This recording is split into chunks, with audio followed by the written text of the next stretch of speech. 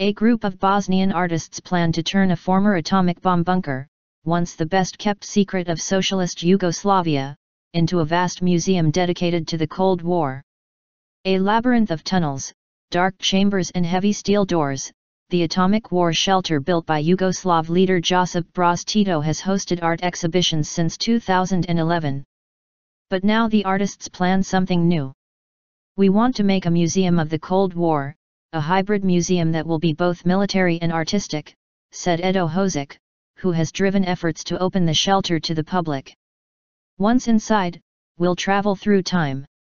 Built 280 m, 920 feet, below ground over 6,500 square feet, 604 square meters, the shelter is almost invisible to passersby outside the town of Konjic in southern Bosnia, 40 kilometers, 25 miles, from Sarajevo.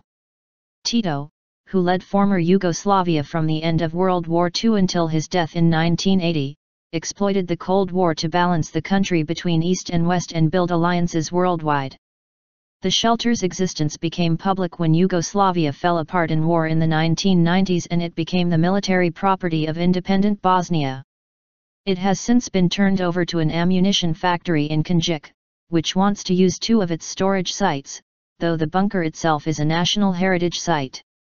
Last week, Hozic opened the 3rd Biennale of Contemporary Art in the bunker, with works by 25 artists focusing this year on alternative ways of life during the Cold War, such as anti-war protests and the environmental and women's movements.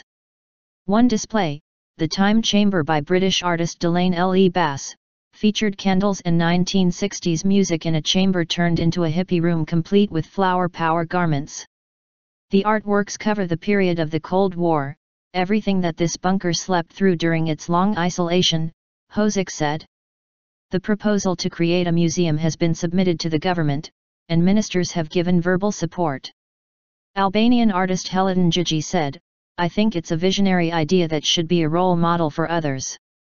Bosnian soldiers, who would once have guarded the top-secret site from prying eyes, now watch over artwork lining its walls.